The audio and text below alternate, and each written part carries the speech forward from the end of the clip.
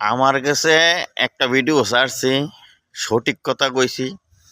তো এখন আমার কাছে প্রায় 15 জনে ফোন দিয়া কয়, ভাই সত্য কথা লিগেল কথা কই না, বুড়িচং থানার ভিতরে মনে হয় আপনারে আমরা পাইলাম। তা আমি কই, আপনারা বলেন সমস্যা কি? ভাই আমরা বললে আমরার কোনো দাম নাই, কিন্তু আমনে মোটামুটি কইলে আপনার দাম আছে। তো কইতে আছে আমরা যে আগের যে টেকি নেতাটি, যারা গুল্লিরে ভয় পাইছি না, বিভিন্ন জায়গায় আন্দোলনের ভিতরে আমরা ছিলাম, আমরা কিন্তু বিএমপি নাই এখন। নতুন করে যে বিএমপি আছে তারাই কিন্তু এখন বর্তমানে আছে। এই কথাটা আমার কাছে বলে কি প্রায় বিভিন্ন জনে। তো আমি কই, ভাই আমিও তো এই পুত্তরই, ঠিক আছে।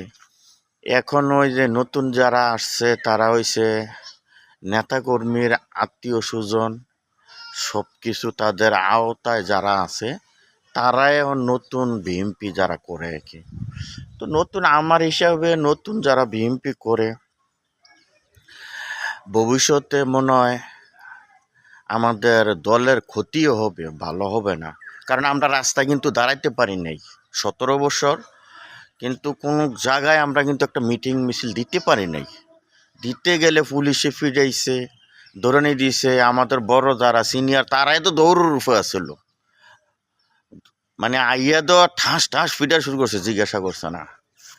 এরপরে এখন দেখেন বর্তমানে নোয়াখালী, বরিশাল, ঢাকায় বিভিন্ন জায়গায় আওয়ামী লীগের তারা একটু ইস্যু দিছে। এই ইস্যুডে মনে করেন কি পরিস্থিতিটি করে লাইছে দেখছেন।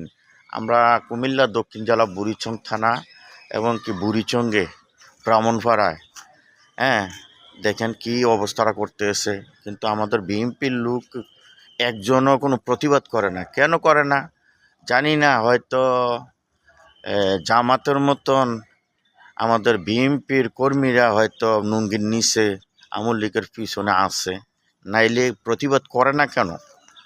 আমার প্রশ্ন এডে, প্রতিবাদ করে না কেন? নাইলে তাদের আত্মীয় স্বজনের সমস্যা, নাইলে আত্মীয় স্বজনের সাথে পরিচিত, কারণ কারোর কিছু বলে না। তো এই দিনটা, এই সময়টা তো আমাদেরও ছিল 17 বছর, কিন্তু আমরাও তো এটা চিন্তা করতে পারতাম। কিন্তু আমরা জমিনে ঘুমাইছি, খালার বাড়িতে ঘুমাইছি, ধান খেতে ঘুমাইছি, পাট খেতে ঘুমাইছি পুলিশের ডোরে। তো এই সঠিক কথাটা বলার জন্য তো এখন পর্যন্ত আমরা কোনো একটা মানুষ পাইলাম না অনলাইনের ভিতরে। সবাই মানে ওই যে আত্মীয় স্বজন হিসাব কইরা। তো একদিন বিএনপি সরকার কিন্তু একদিন